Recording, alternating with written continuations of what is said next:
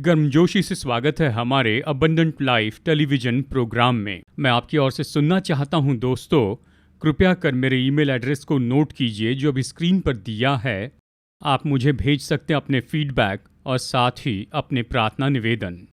हमारे पास बहुत ही अद्भुत प्रेयर टीम है जो 24 घंटे प्रार्थना करती है। हम बड़ी खुशी से आपकी ज़रूरतों के लिए प्रार्थना करेंगे और आपसे संपर्क करेंगे। पिछले कुछ हफ्तों से हम यहाँ पर मनन कर रहे हैं क्रूस पर से यीशु ने कही हुई 7 वाणियों पर। हर साल मैं इन 7 वाणियों पर प्रचार करते आया हूँ एक विशेष शीर्षक के साथ, और इस साल पवित्र आत्मा ने हमें बहुत ही सुंदर शीर्षक दिया है जो कि यीशु ने कही हुई क्रूस पर की 7 वाणियों से संबंधित है। और वो शीर्षक है क्रूस पर से कही गई 7 वाणियों के द्वारा हमारे उद्धार की पहचान करना। हमारे उद्धार की पहचान करना। दोस्तों, यीशु ने हमें जो उद्धार दिया है वो तो बहुत अद्भुत है, इतना महान है, इतना गहरा है। इसमें बहुत सी सच्चाई है, इसमें बहुत सी आशीष हैं। हमें क्या करना है?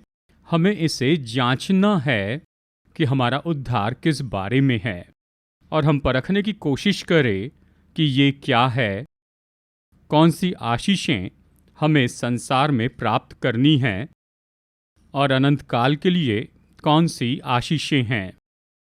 और साथ ही इस उद्धार में हमारे प्रभु यीशु के लिए हमारा समर्पण भी शामिल है, हमारी जिम्मेदारियां और हमारे कर्तव्य भी। दुर्भाग्यवश ये सारी बातें इन दिनों में नहीं बताई जाती।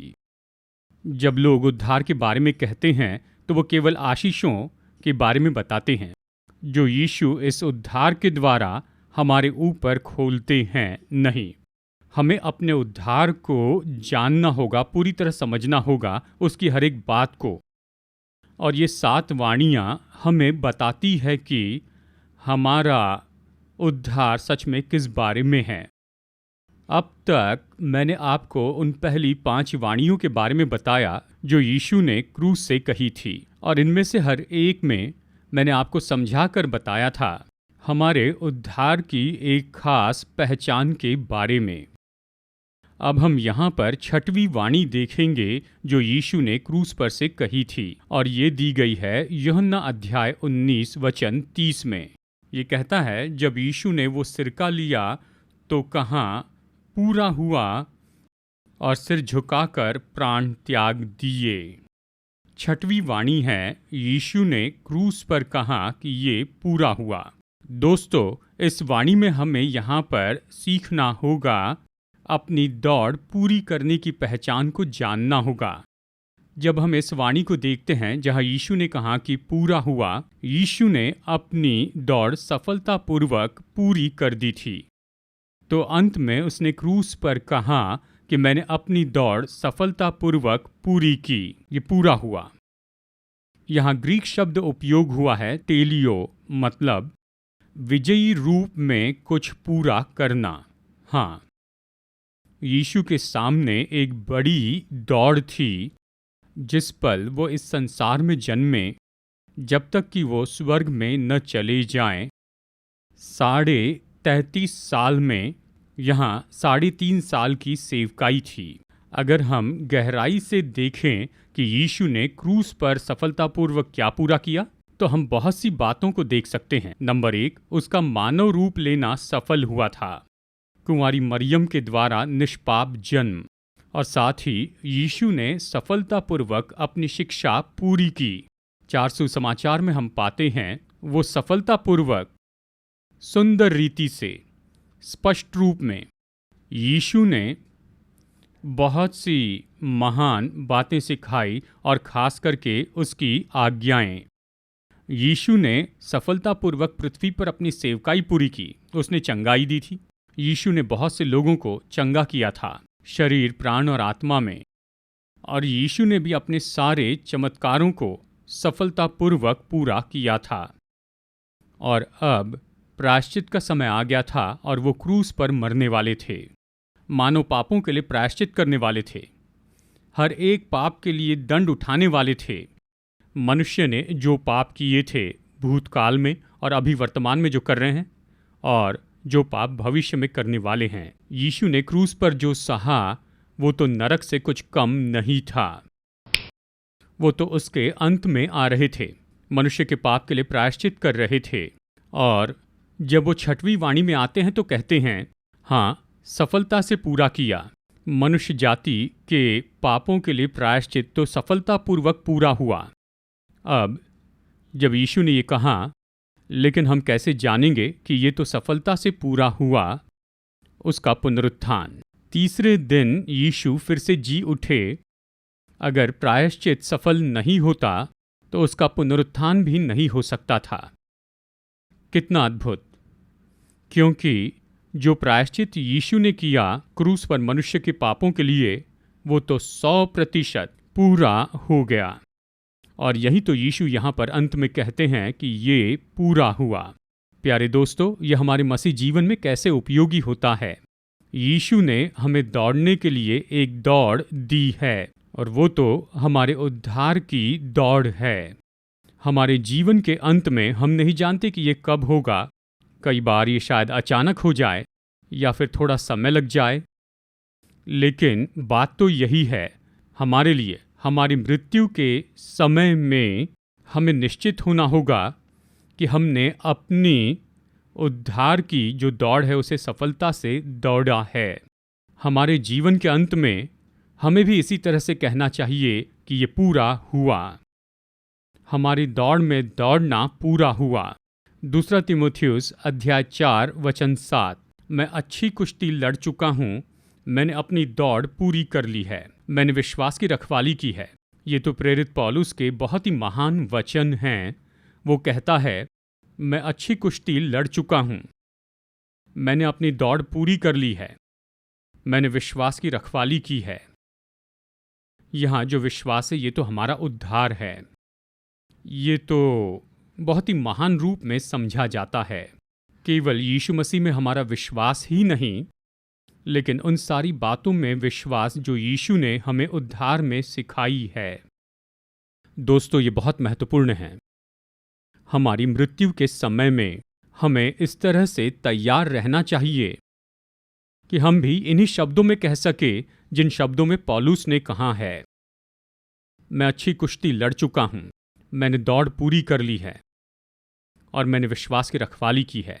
और जब हम इस संदेश में आगे बढ़ते जाते हैं, चलिए मैं आपको बताता हूं ऐसी कुछ बातें जो हमें पूरी करनी चाहिए हमारे उद्धार की इस दौड़ में। हमारे मृत्यु के समय में ऐसी कुछ बातें हैं हमारे मसीह जीवन में कि हम भी इस तरह से कह सके कि मैंने दौड़ पूरी की है और मैंने सफलता से अपनी दौड़ पूरी की है। सबसे पहले है कि हमें तो अच्छे से युद्ध करना है पाप से और पाप की परीक्षाओं से। इब्रानियों अध्याय 4 वचन 15 और 16, क्योंकि हमारा ऐसा महायाजक नहीं जो हमारी निर्बलताओं में हमारे साथ दुखी न हो सके, वरन वह सब बातों में हमारी नाई परखा तो गया तो भी निष्पाप निकला।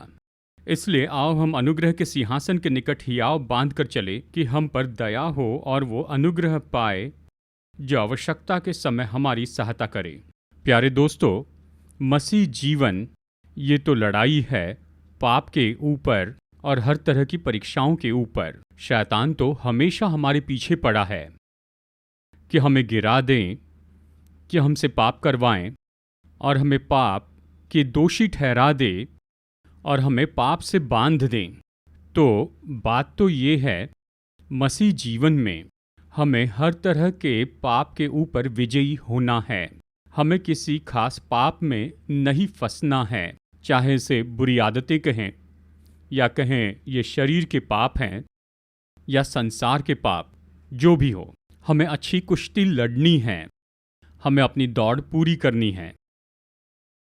हमारी मृत्यु के समय हम ये कहने पाए, हाँ, मैं पाप और परीक्षा के युद्ध को लड़ चुका हूँ, मैंने हर कोशिश की और यीशु ने मुझे बदल दिया, मुझे स्वतंत्र किया। पाप के बहुत से बंधनों से और बड़ी सफलता से मैं निश्चय ही पवित्रता और धार्मिकता में बढ़ पाया। हम इसी दौड़ को पूरी करने के बारे में कह रहे हैं। और दूसरी बात है कि हमें शैतान के ऊपर विजयी होना है। याकूब अध्याय 4 वचन 7 कहता है, इसलिए परमेश्वर के अधीन हो जाओ और शैतान का सामना करो तो वो तुम्हारे पास से भाग निकलेगा। हम सब इसे जानते हैं दोस्तों। शैतान तो हमेशा गरजने वाले सिंह के समान हम पर हमला करना चाहता है। हमारे बहुत से अलग अलग क्षेत्रों में हमें वो फाड़ना चाहता है और बहुत से केस में वैसा कर रहा होगा। शायद हमारे विवाह में, हमारे जीवन में, या शायद कोई विश्वासी वो प्रभु में मजबूती से खड़ा है, फिर अचानक ही शैतान हमला करता है और हम गिर जाते हैं। देखिए, हमारे उद्धार की जो दौड़ है ये तो शैतान की युक्तियों के ऊपर विजयी होने के लिए है। देखिए, अगर आपके पास समय है तो आप इफिसियों अध्याय 6 देखिए, जहां पौलुस परमेश्वर के सारे हथियार के बारे में बताता है कि शैतान की युक्तियों को हरा सके।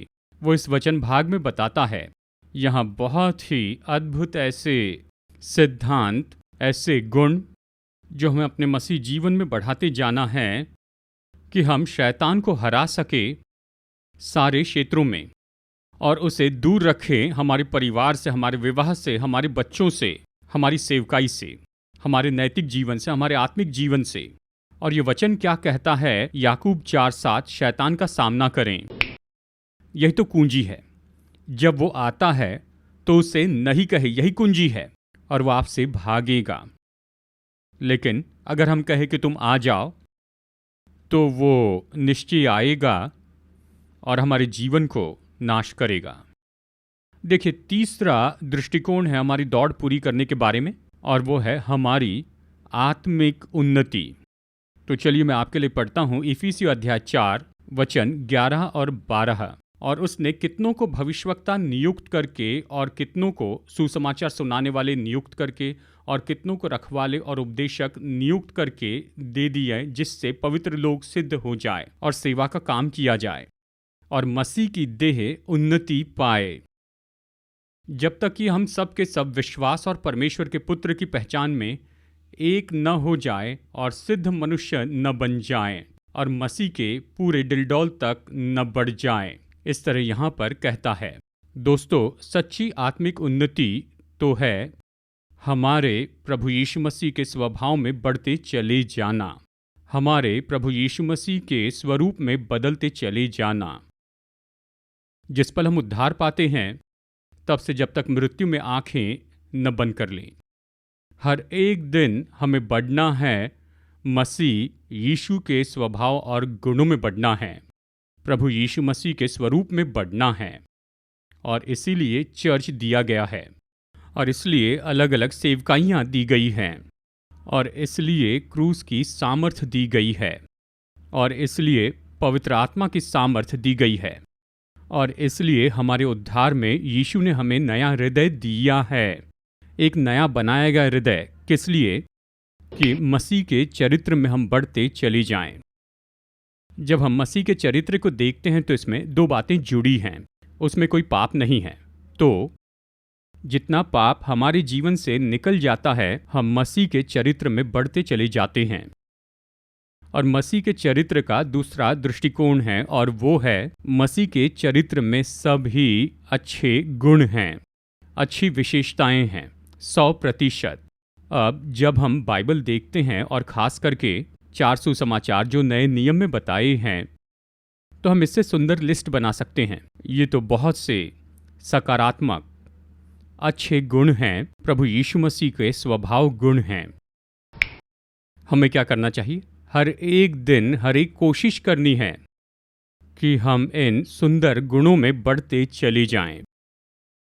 ये दो तरह से हमारी मदद करेगा। कल्पना कीजिए, हमारे विवाह में, हमारे परिवार में, हमारी कलीसियाओं में जितना ज़्यादा हम मसीह के चरित्र में बढ़ते चले जाएंगे, तो हम उसी चरित्र को एक दूसरे के प्रति दर्शाते जाएंगे। उसका प्रेम, उसकी दया, उसका धीरज, सहनशीलता, निस्वार्थ होना, खुद का इनकार करना, ये कितनी बड़ी आशीष है। हमारे परिवार में यीशु के जैसे व्यवहार करना, ये दोस्तों, ये सच में स्वर्ग को हमारे परिवार में लाता है। और वही तो उद्धार का लक्ष्य होता है। जब हम अंत में अपनी दौड़ पूरी करते हैं तो क्या हम ये कह सकेंगे, हाँ, यीशु मसीह के चरित्र में मेरी जो उन्नति है वो पूरी हो चुकी है। तो ये कितना अद्भुत होगा, केवल हमारे लिए नहीं, हमारे उद्धार के लिए। और दूसरी बात, ये सच में हमें शाश्वती देता है, स्वर्ग में हमारे अनंत जीवन की। जितना ज़्यादा हम ये दौड़ दौड़ेंगे कि हमारे उद्धार की दौड़ को पूरी कर सके, कि पाप और सारी परीक्षाओं के ऊपर में जयवंत हो जाएं, कि शैतान के ऊपर में जयवंत हो जाएं और प्रतिदिन मसीह के चरित्र में बढ़ते चले जाएं। और कुछ भी हो, अंत में, हमारे जीवन के अंत में, अगर हम ये कह सके कि ये पूरा हुआ, फिर मर जाए, कितनी बड़ी प्रतिज्ञा है। इसे सुनिए, प्रकाशित वाक्य अध्याय 2 वचन 7। जो जय पाए, मैं उसे उस जीवन के पेड़ में से जो परमेश्वर के स्वर्ग लोक में है फल खाने को दूंगा। जो जय पाए उसे, यानी हम में से हर एक के लिए जो दौड़ता है, उद्धार की इस दौड़ को सफलतापूर्वक दौड़ता है। और जब मृत्यु का समय आता है तो हम कहते हैं, सफलतापूर्वक हम कह सके कि ये पूरा हुआ।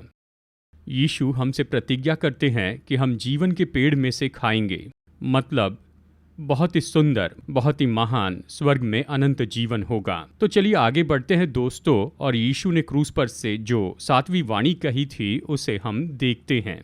ये पाई जाती है लूका अध्याय 23 वचन 46 में। और यीशु ने बड़े शब्द से पुकार कर कहा, उसने कहा, हे पिता, मैं अपनी आत्मा तेरे हाथों में सौंपता हूँ।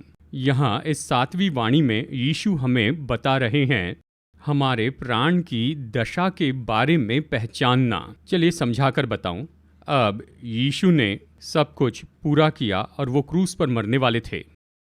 6वीं वाणी उसने कहा कि ये पूरा हुआ।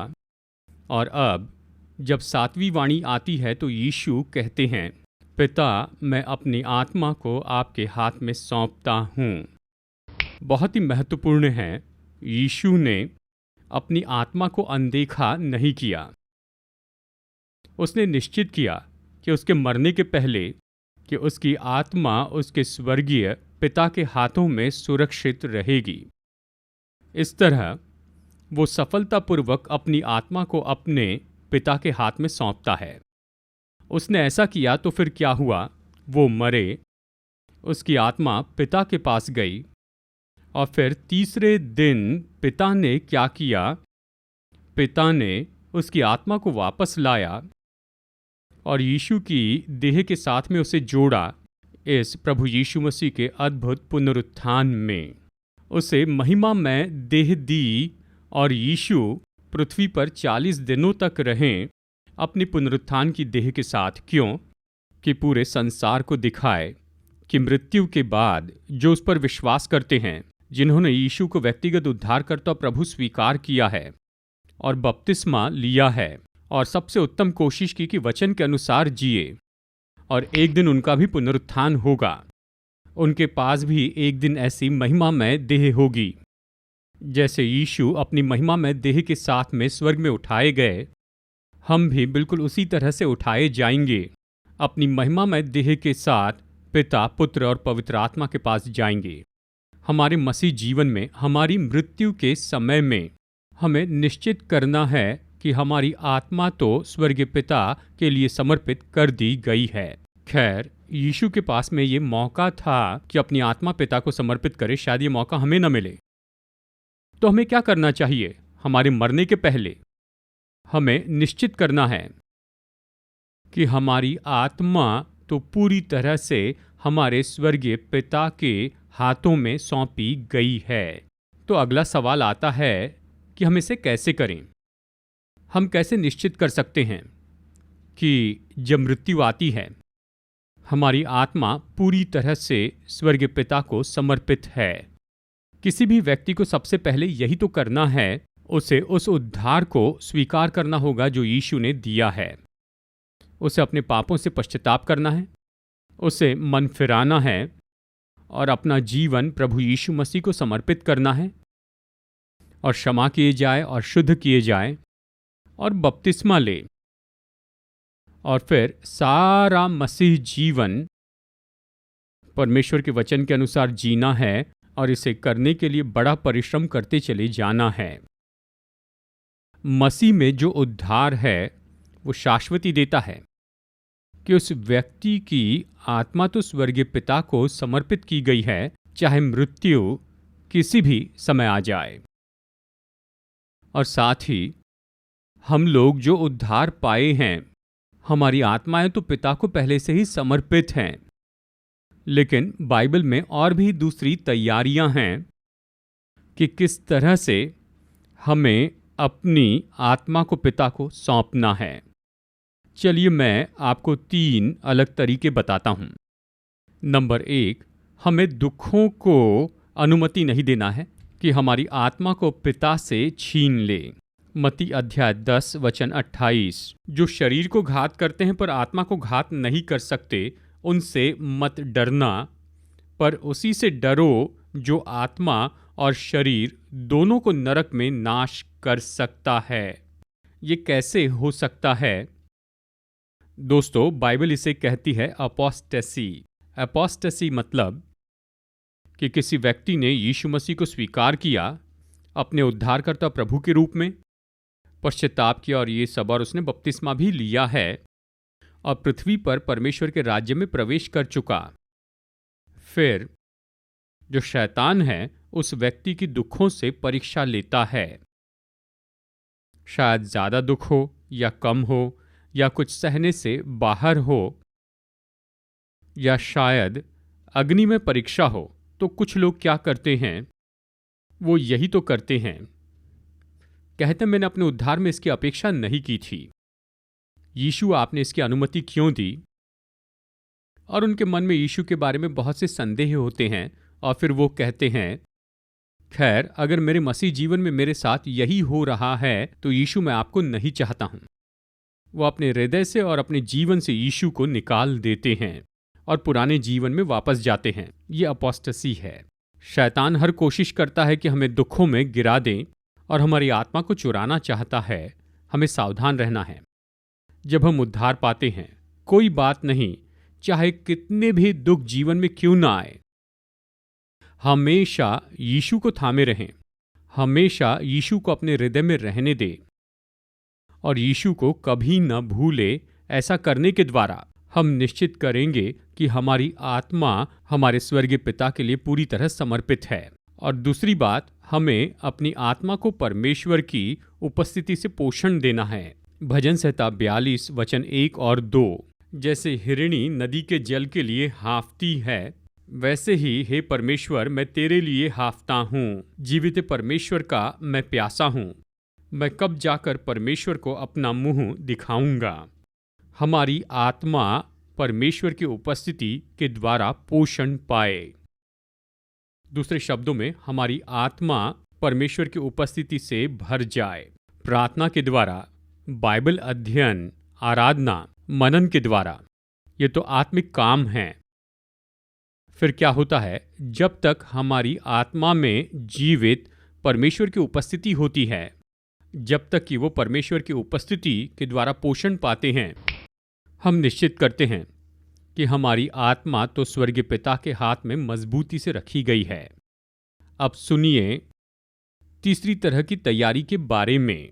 हमें अपनी आत्मा को हमेशा शुद्ध रखना चाहिए। ये पाया जाता है 1 थिस्सलुनीकियों अध्याय 5 वचन 23 में। शांति का परमेश्वर आप ही तुम्हें पूरी रीति से पवित्र करे और तुम्हारी आत्मा और प्राण और देह हमारे प्रभु यीशु मसीह के आने तक पूरे पूरे और निर्दोष सुरक्षित रहे। इसका सरल अर्थ है, पूरे मसीह जीवन में हमें अपनी आत्मा को जितना हो सके उतना शुद्ध और पवित्र रखना है। हमें पवित्र जीवन जीना है और ये शाश्वती देता है। हमारी आत्मा तो स्वर्गीय पिता के लिए समर्पित की गई है। प्यारे दोस्तों, आइए इस समय परमेश्वर के वचन की शिक्षा को गंभीरता से ले, क्योंकि निश्चय ही हमारा लक्ष्य ये है कि हम महिमामय देह पाए कि यीशु के साथ में हो, हमारे प्रियजन के साथ हमेशा हमेशा के लिए। तो चलिए हम प्रार्थना करते हैं। स्वर्गीय पिता, आपके वचन के लिए धन्यवाद, आपके पुत्र यीशु के लिए धन्यवाद। धन्यवाद यीशु कि आपने अपनी दौड़ को सफलतापूर्वक पूरी की है, और हम प्रार्थना करते कि आप हमारी मदद कीजिए कि हम अपने उद्धार की इस दौड़ को सफलतापूर्वक पूरी करें, कि हर एक पाप और परीक्षा पर हम जयवंत हो जाए, कि हम शैतान पर विजयी हो जाए, और साथ ही प्रभु कि हम आपके स्वरूप में बढ़ते चले जाएं। पिता, आपके वचन के लिए भी धन्यवाद देते हैं कि हमें तो निश्चित करना है कि हमारी आत्मा आपके हाथों में सुरक्षित रहें। जिन्होंने उद्धार नहीं पाया, उद्धार पाने में मदद कीजिए, और हम लोग जो उद्धार पाए हैं यीशु, मदद कीजिए कि हमारे दुखों में हम आपको कभी न छोड़ें, कि आपकी उपस्थिति से अपनी आत्मा को पोषण दे, स्तुति, आराधना, प्रार्थना और बाइबल अध्ययन के द्वारा। साथ ही प्रभु हमारी आत्मा को हम निर्दोष रख पाए, ताकि हमारी मृत्यु के समय में कि हम सुरक्षित रूप में अपनी आत्मा आपको दे सकें, और एक दिन प्रभु जब आप आएंगे कि हमारी आत्मा और हमारा शरीर एक साथ जुड़ जाएं इस महान पुनरुत्थान में, कि हम महिमामय देह पाए, कि हम हमेशा आपके और अपने प्रियजनों के साथ अनंत काल में जिए। हम अपनी आत्मा आपके हाथ में सौंपते और उद्धारकर्ता प्रभु यीशु मसीह के नाम में मांगते हैं, आमीन। मैं भरोसा करता हूं कि जो संदेश मैंने आपको दिया है यह आपके लिए आशीष का रहा है। मैं आपको न्योता देता हूं कि इस टेलीविजन सेवकाई में आप मेरे साथ में सहभागी बने। आप लोग जो अपनी भेंटें भेजना चाहते हैं, कृपया इस QR कोड को नोट कीजिए, इसे स्कैन कीजिए अपने सेल फोन पर, और आप आसानी से अपनी भेंटें भेज सकते हैं। साथ ही इस गूगल पे नंबर को नोट कीजिए, और इसके माध्यम से आप अपनी भेंट भेज सकते हैं गूगल पे के द्वारा, और भेंट भेजने के दूसरे तरीकों के द्वारा भी। और साथ ही अगर आप मनी ऑर्डर भेजना चाहते हैं या फिर चेक, तो कृपया इस एड्रेस को लिखिए जो स्क्रीन पर आ रहा है। अगर आप में से कोई एक प्रोग्राम का स्पॉन्सर बनना चाहता है, तो कृपया स्क्रीन पर आने वाले नंबर को नोट कीजिए, इस नंबर पर फ़ोन कीजिए, और हमारा ऑफिस आपको इसके बारे में जानकारी देगा कि आप कैसे एक प्रोग्राम के स्पॉन्सर बन सकते हैं। प्यारे दोस्तों, मैं आपके प्रत्युत्तर का इंतज़ार कर रहा हूँ। तो आइए अपने सिर झुकाएं बेनेडिक्शन के लिए। अब प्रभु यीशु मसीह का अनुग्रह और पिता परमेश्वर का प्रेम और पवित्र आत्मा की संगति हमारे साथ में बनी रहे, हमारे परिवार और हमारी सेवकाई के साथ अब से युगान युग तक। आमीन।